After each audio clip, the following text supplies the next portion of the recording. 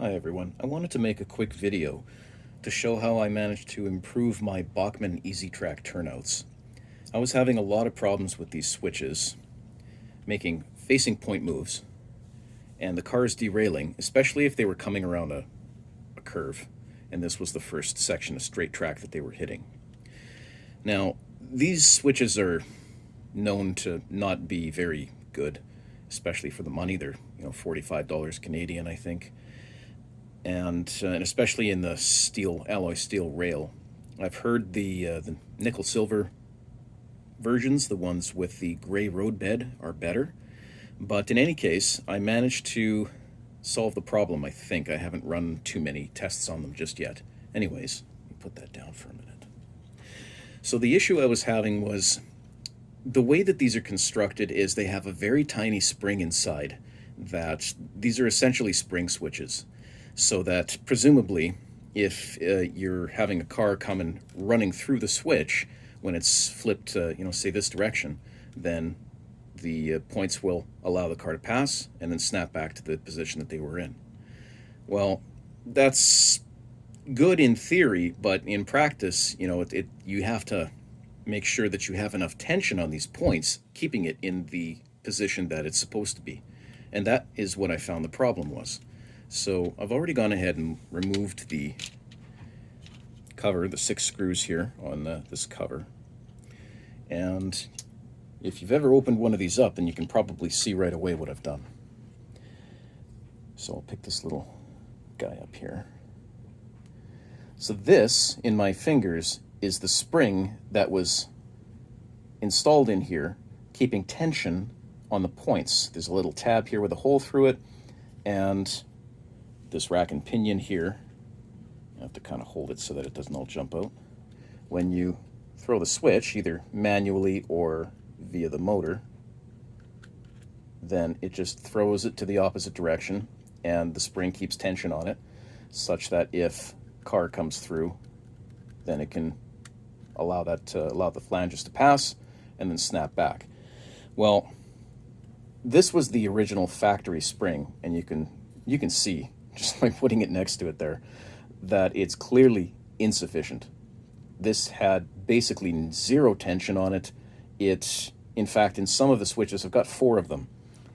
I could just play with the points, and they would float a little bit. And what floating points means is that they're not tight against the stock rail, so they'd be like that. So what I did was to find another piece of spring steel. This is actually a spring that came out of a printer. And the diameter on this guy is 13.5 thou. So it's pretty small. It's, about the size of a thick hair. This is 21 thou, I believe. And it's considerably thicker, so it's got considerably more stiffness and more strength. So when it is thrown to any side, then it keeps considerably more tension on it.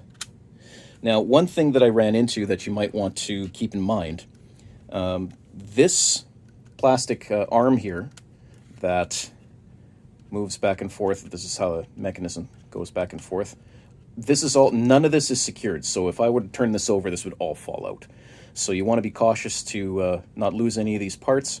When you're reassembling, you want to make sure that the gear here, this stud that cams this back and forth, needs to either be in that position there or in this position here. And you'll see that the cam, it doesn't go 180 degrees, it goes a little further than that. And that's just to keep extra, just basically so that this arm can't force the gear over. So if it were here, for example, then action on the points might be able to move it back and forth. So you want to make sure that it sort of locks itself in that position or that position. It doesn't matter if the stud faces, goes this way or that way, left or right. It'll do the same thing. So one of the things that I encountered was because this spring is so much thicker, this guy is only drilled for the 13.5 thou. So this wouldn't fit in without it essentially I'm going to exaggerate it here, but imagine that this is the arm. The spring would be like this because it's kind of caught in a, I don't know why they did it this way, but it's sort of like one of these, if you know what I mean. And then the spring would kind of go in this way. So since it's not, it doesn't have enough room for that to go through, then it was basically angled pretty sharply. And unfortunately, it was angled in the wrong direction. It was angled towards the bottom of the switch. And what that had the effect of doing is the base of the rail here will interfere with the points. So if there's tension on them down, it's going to want to hit the base of the rail, and it's not going to sit flush against the stock rail. So it would actually, let me see if I can actually emulate it here on camera. So I'm going to try and put a bit of upward pressure on it here. I don't know if it's going to work properly. Or sorry, downward pressure, I guess. Essentially, that's what it would do. So you can see how it's got a bit of a gap. So you want to make sure that the tension on the spring stays basically up. So when you have this assembled, that the spring should be tensioned down away from you. And that will push the points. I mean, they're not going to go any higher than the surface of the stock rail generally, but you want to make sure that they have room in there to be able to clear the base of the stock rail. And you'll be able to see that, obviously. Like if you throw it and you see that there's a gap, then you want to check that. Now, most of the fixes that I've read online for these things involve filing the points. I don't think that's going to be necessary with this mod, because I just can't see a wheel flange splitting the points with this much tension on it now. Like, there's a fair amount of tension. Like, I can't... Before, I could just brush the points and they would move. Now, I have to very deliberately move them. So there's a lot more tension that's going to keep it against the stock rail. I think these will be pretty solid for now. So I think that's a better solution than trying to file down the points. I mean, you can do that too if you want, but I think the tension of the points against the stock rail is the real Achilles heel in this design. With this, like, come on. I know they're supposed to be cheap, but anyways. So I used spring steel. That's ideal. You want to make sure that you have enough room to clear the hole here. There's also a stud right here that you can see, so you can't make it too long. If you do make it cut it long, and then when you fit it, if it's going to interfere with the stud, then just trim it a little shorter.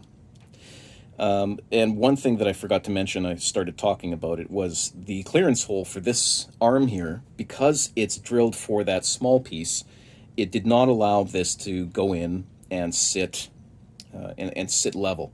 And so what I did is I actually had a 21 thousandths drill bit, and was able to drill into this and get it not exact, but close enough, and then I just put a little bit of a bend. Now, this guy is secured in there. The factory one is secured with a bit of CA, I'm guessing. You can do the same. You do need to secure it, because otherwise this will rotate inside, and it's just not going to work. You're not going to have the tension that you need. And I secured it with something called Bondic, which I just picked up and I really like. It's UV setting polymer. So you squirt it, it's kind of like CA, and then you flip the pen around, it's got a UV LED. You shine it on there for a few seconds, or just expose it to sunlight. Don't ask how I know that. And it'll harden in just a few seconds. And I think it's stronger than CA, because it is like an actual plastic. So that's pretty cool stuff, and it seems to have cemented it in there pretty good. You can use CA, I guess. And you can see I am not using these as powered switches. So, oops, did that come off? Yes, it did. So as I was mucking with this, I managed to get the switch motor somehow. There we go. So I just cut these off, because I can always splice this later if I choose to use these, but I probably won't, because I don't have a permanent layout. I'm just using this essentially what it was designed for, and that's just temporary layouts. I know some people use this permanently. That's generally more the nickel silver stuff. This is kind of really just for toying around. So once I get a real layout built, it'll all be proper track. But in the meantime, at least now I can run some of my models and have some fun. So once you're all done, you just want to throw, actually, this fits that way. This little tab here faces the switch motor. I use the term motor very loosely. And you just screw it back together, and you're done. Oh, yeah, that's correct.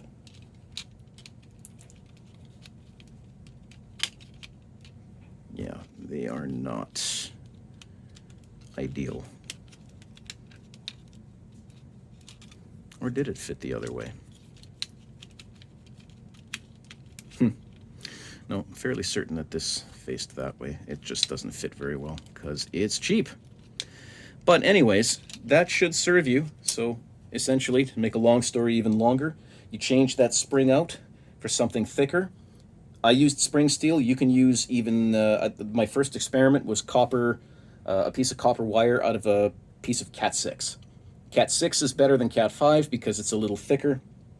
If you don't have that, then, you know, try and find something that's going to be stiff enough. I mean, even if it's not spring steel, it should probably work. And that should improve your switches. So if you try it, please leave a comment, and I'd like to hear how it worked out for you. Thanks for watching.